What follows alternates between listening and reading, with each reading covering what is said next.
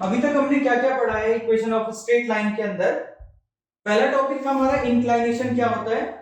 Inclination क्या है कि कोई भी लाइन, ये स्ट्रेट लाइन है, मैं मान लेता हूं एल से इसे रिप्रेजेंट कर रहा हूं, ठीक है। अगर ये लाइन एल जो है ये एक्स एक्सिस है हमारा, positive direction of x axis के साथ जो एंगल बनाता है उसे इंक्लाइनेशन बोला जाता है। तो मेरे अभी के केस में इंक्लाइनेशन कितना हो गया, थीटा, ठीक है। तो क्या डेफिनेशन निकल रही है, इंक्लाइनेशन का मतलब angle in the positive direction of x axis. जैसे कि मैं दूसरे केस में एक कार्टेशियन प्लेन बनाया और अगर मैं ऐसे लाइन खींच देता हूं तो इंक्लाइनेशन ये होगा, हमेशा पॉजिटिव डायरेक्शन के साथ में देखना शुरू करूंगा। ये समझ आ गया हमारा, ओके। दूसरा हमें पढ़ना है, दूसरा टॉपिक जो है वो है slope. Second is slope. Slope किसे कहते हैं, देखो अगर हम इंक्लाइनेशन को 10 के साथ रख लेंगे, ट्रिग्नोमेट्री का 10 जो है, तो कुछ ऐसा मिलेगा, slope equal to 10 of inclination. फिलहाल अभी के केस में मेरा इंक्लाइनेशन थीटा था, तो जो स्लोप होता है वो 10 थीटा के बराबर हो गया। जहां पे मैं समझ पा रहा हूं कि थीटा हमारा इंक्लाइनेशन होगा, तो मैं डेफिनेशन कैच कर रहा हूं, tangent of any inclination, tangent of an inclination, let theta is an inclination, then slope m equal to 10 theta. Slope को जनरली हम लोग m से रिप्रेजेंट करते हैं, ठीक हो गया। अगर किसी केस में मल्टीपल स्लोप है तो m1 m2 से हम दिखा सकते हैं, ठीक, इसे नोट कर लो। स्लोप और इंक्लाइनेशन,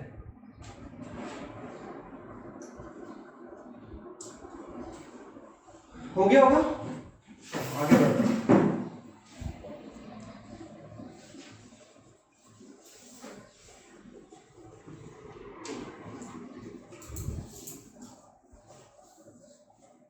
एक और टर्म यूज करता है इसके लिए, स्लोप के लिए, क्या कहा,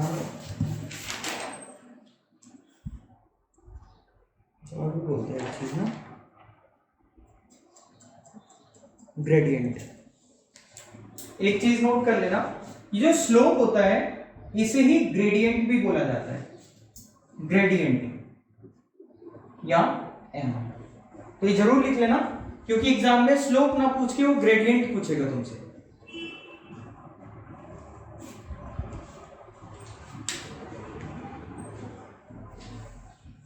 ठीक है, आगे समझते हैं हम स्ट्रेट लाइन के बारे में। अभी तक दो चीजें समझी हैं, इंक्लाइनेशन एंड स्लोप। आगे देखें, ये कार्टेशियन प्लेन है हमारा। देखो हम लोगों को, मुझे एक काम करना है, x इक्वल टू 3 दिखाना है।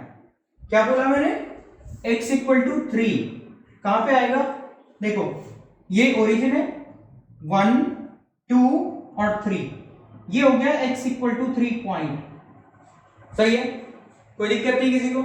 अगर मैं कहता हूं कि x इक्वल टू 3 एक लाइन है, इसे रिप्रेजेंट करो, तो मैंने क्या करना है, जहां पे मेरा x इक्वल टू 3 पॉइंट आया ना, वहां पे मैं एक लाइन बना लूंगा ऐसे, क्लियर हो गया। तो ये लाइन कौन सी है, x इक्वल टू 3 वाली लाइन है। अब इसकी प्रॉपर्टीज देखना जरा, इसका स्लोप कितना हो गया, पहले तो स्लोप बताना, 90, क्योंकि हमने पढ़ा था स्लोप हमेशा positive direction of x axis के साथ ही रीड करेंगे हम लोग, ठीक है। दूसरा, ये और वाई एक्सिस, मतलब ये वाली लाइन जो बनेगी वो हमेशा वाई एक्सिस के पैरेलल होगी।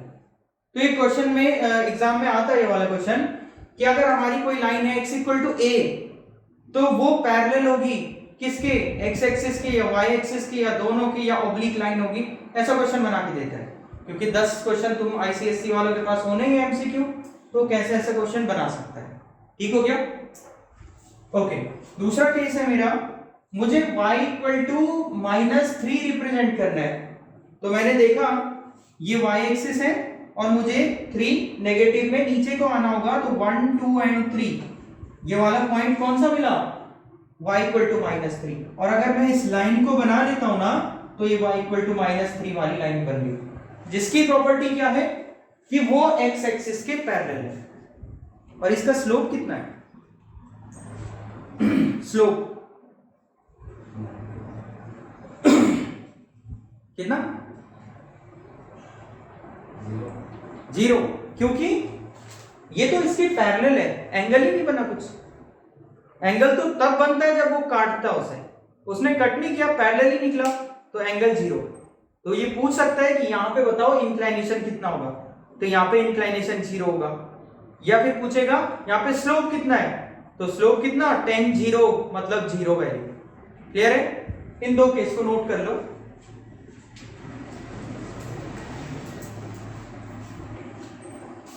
इसको लिख सकते हो तुम लोग, line parallel to y axis, और इस केस को लिख सकते हो लाइन पैरेलल टू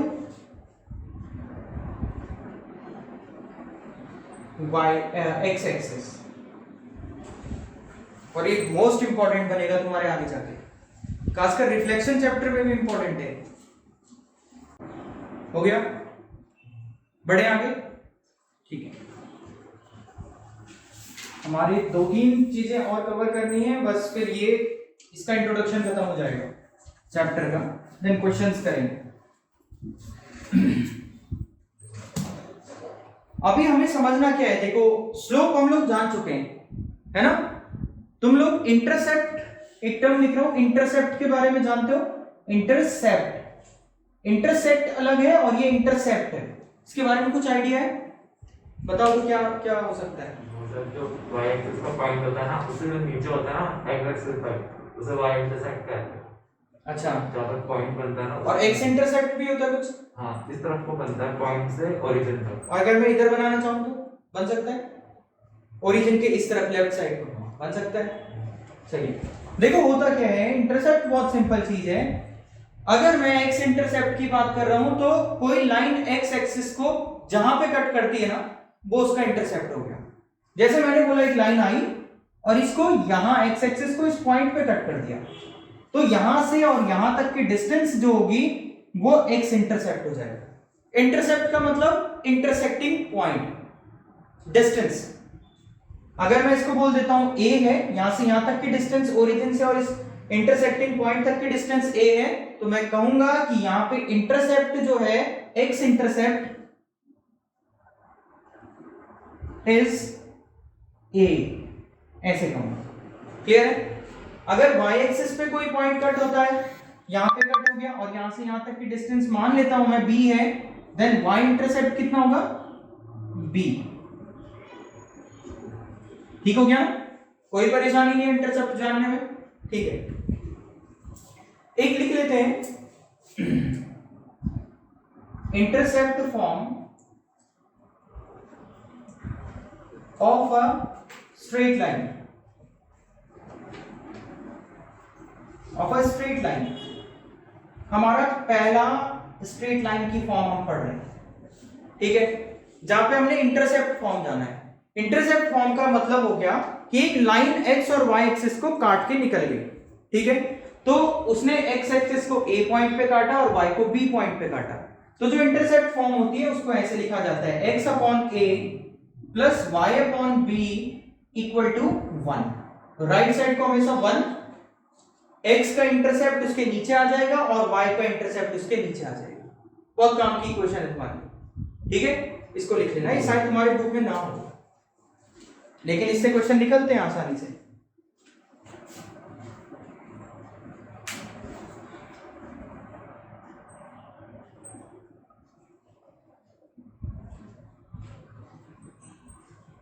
और ये फिगर जरूर बनाना इसके साथ।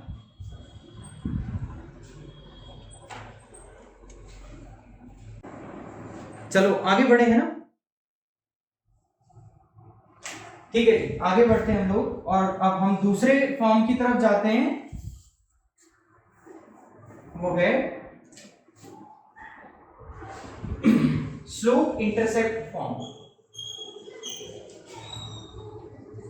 स्लोप इंटरसेप्ट फॉर्म ये क्या समझाएगा हम लोगों को, कि हमारे पास एक स्लोप दिया होगा और दोनों में से एक इंटरसेप्ट दिया होगा, चाहे वो x है या y, ठीक है, y equal to mx plus c, और ये स्ट्रेट लाइन की स्टैंडर्ड इक्वेशन भी होती है, standard equation of a straight line y equal to mx plus c, where m is the, क्या है m, slope. m जहां भी यूज कर रहा हूं वो स्लोप होगा, और c क्या है, इंटरसेप्ट. हाँ y इंटरसेप्ट होता है, y इंटरसेप्ट. इसका मैं जरा फिगर बनाता हूं, ठीक है. साइड पे एक लाइन आई और कार्टेशियन प्लेन को ऐसे कट करके निकल गई, ये लाइन L मानता हूं. उसने कहा C y इंटरसेप्ट है, मतलब यहां से और यहां तक की जो डिस्टेंस होगी वो C होगी. सही है ये बात, है ना. और जो स्लोप है वो m होगा, मतलब ये जो लाइन स्लोप बना रही है, जो एंगल होगा ये स्लोप मान लेते हैं एंगल थीटा है तो स्लोप m होगा. क्लियर है ना. ठीक है, इसको लिख लो. चलो बढ़े आगे. क्यों अनमोल, है ना. अरे हाँ नाम बोल दो यार. हाँ ठीक है. तो दो फॉर्म हमने पढ़ लिए. मजा आया, मजा आना चाहिए.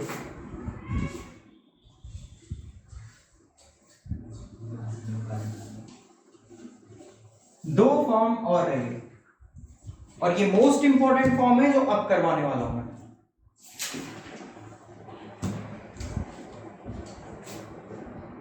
Equation of a straight line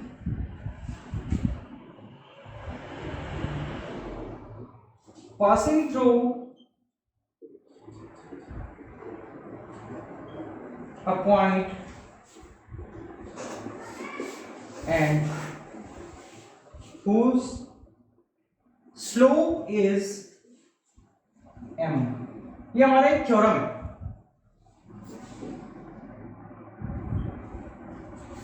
equation of a straight line passing through a point and whose slope is m. ठीक है, क्या मतलब हुआ इस बात का. हमारे पास हमें एक इक्वेशन फाइंड करनी है लाइन की, जो कि जिसके ऊपर एक पॉइंट दिया हुआ होगा, या वो लाइन इस पॉइंट से होके पास हो रही होगी, और जिसका स्लोप कितना है. मैं फिर से अपने कार्टेशियन प्लेन में आता हूं. देखो ये रिक्वायर्ड नहीं है, इसकी जरूरत नहीं कार्टेशियन प्लेन की, बट ये एक्स एक्सिस वाई एक्सिस में कैसे कट होता है इससे हमें अच्छा आइडिया लगता है. ठीक है, यहां पे एक पॉइंट है और एक लाइन आई और इस पॉइंट से होके निकल गई, इस पॉइंट से होके निकल गई. ठीक है, तो equation of a straight line passing through a point, ये पॉइंट से पास हो गई है. मान लेते हैं इसके कोऑर्डिनेट्स हैं x1 एंड y1. इस पॉइंट पे P पॉइंट मान लो इसे, और एंड हु स्लोप इज, ये जो L लाइन है इसका स्लोप जो है वो m है. क्लियर है, लिख लेता हूं यहां पे स्लोप इज m. तो इक्वेशन बनती है y minus y1 equal to m into x minus x1, where x1 and y1 are the coordinates of point. ठीक है ना, बहुत ज्यादा इंपॉर्टेंट है. अभी हमने इससे पहले एक इक्वेशन की ना, वो भी यहीं से ही निकलती है, यहां से सारी इक्वेशंस निकलती है इस वाले से. मैं अभी बताऊंगा कि वो कैसे निकाला y equal to mx plus c वाला. फिलहाल इसको नोट कर लें. हो गया, ठीक है. एक थोड़ा सा एक चीज समझना. हाँ अच्छा, ये पॉइंट ना कहीं भी हो सकता है पूरी लाइन के ऊपर. ठीक है, चाहे वो यहां है, यहां है, यहां है, यहां है, कहीं भी हो सकता है. अभी इससे पहले मैंने क्या करवाया था याद करो तो, स्लोप इंटरसेप्ट फॉर्म. क्या आया था, y equal to mx plus c, है ना. वहां पे मैंने क्या बोला था, ये चीज जो है वो c डिस्टेंस के बराबर है.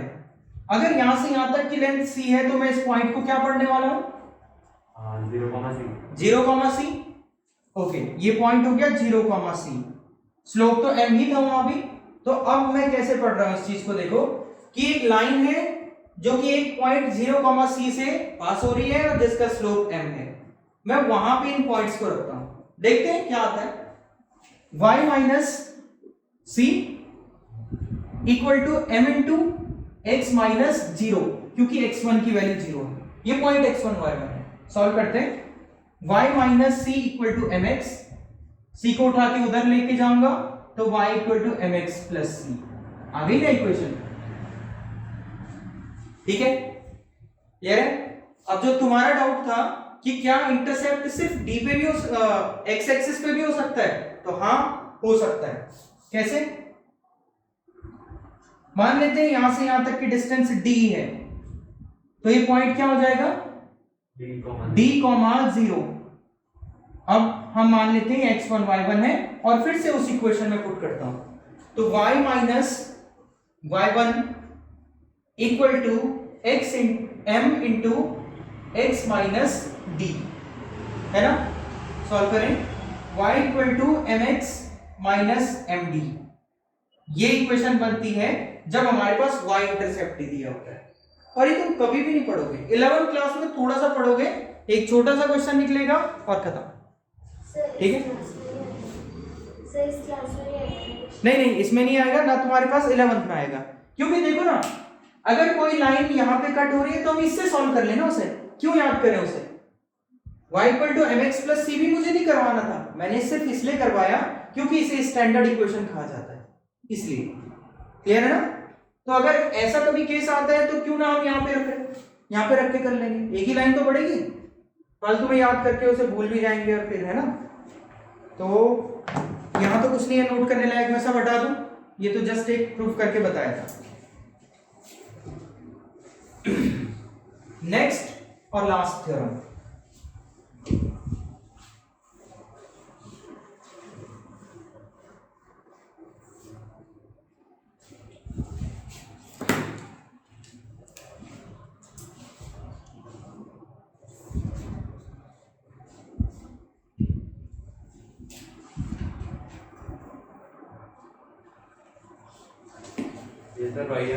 अभी हाँ जी हाँ जी हाँ जी, जो हमारे क्वेश्चन अभी थोड़े दिन पहले आए थे वही है। अब देखो क्या है थ्योरम, नेक्स्ट है equation of a straight line passing through 2 points. ठीक है, अभी 2 पॉइंट दिए होंगे, स्लोप के बारे में हमें बिल्कुल भी जानकारी नहीं होगी और हमें स्ट्रेट लाइन की इक्वेशन फाइंड करनी है।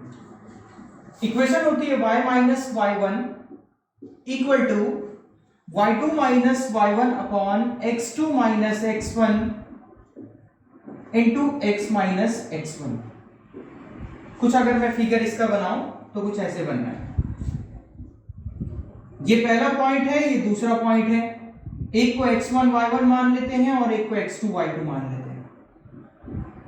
पॉइंट्स मैं सिर्फ यहां पे दिखा रहा हूं, बट वो पूरे जगह पे कहीं पे भी हो सकते हैं। ये a है, ये b है। अगर किसी लाइन L के ऊपर a और b पॉइंट आए जिनके coordinates x1 y1 x2 y2 हैं, तो उनकी इक्वेशन ये बनेगी। ठीक है, अभी हमारे थोड़े दिन पहले ही कुछ क्वेश्चंस निकले थे, बढ़े आगे। ठीक,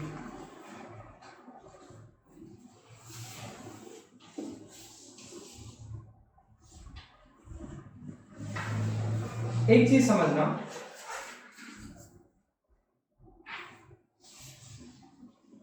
अगर मैं इस इक्वेशन को कंपेयर करूं 1 पॉइंट वाली इक्वेशन से y minus y1 equal to m into x minus x1, तो m की वैल्यू कितनी निकल रही है कंपेयर करने पे, ये निकल रही है पूरी, है ना। y2 minus y1 upon x2 minus x1।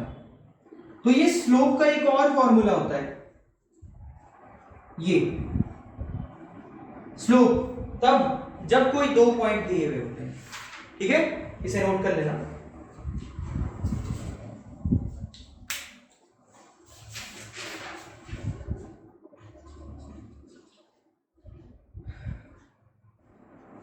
तो ऑलमोस्ट हमारे थ्योरम्स वगैरह खत्म हो गए, अब हमें फोकस करना है क्वेश्चंस पे। ठीक है, कुछ छोटे छोटे क्वेश्चन आएंगे, बट ये आप अच्छे से समझ चुके हो तो कोई भी परेशानी नहीं। क्वेश्चन लिखे,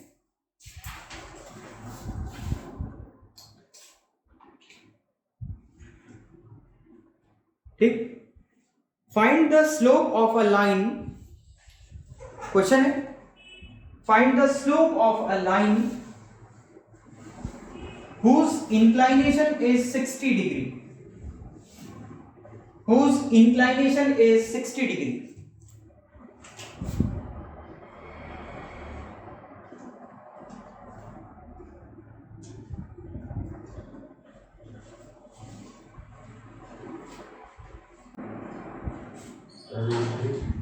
yes, √3। आ गया होगा सबका?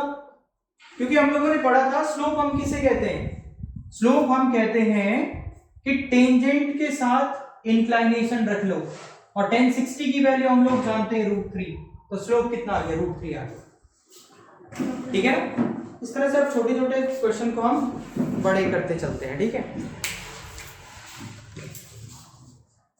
लिखा हुआ है next question, find the slope of the line, find the slope of the line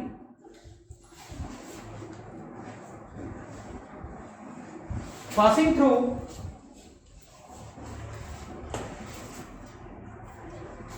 through points A -2, -4 and B 2, 7।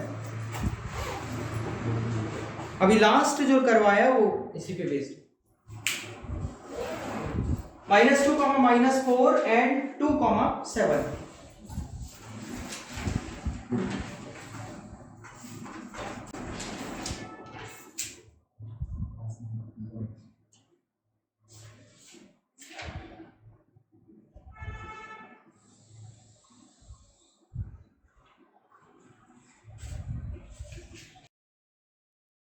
Eleven by 4, हाँ जी सही है, 11/4 सही। ठीक है,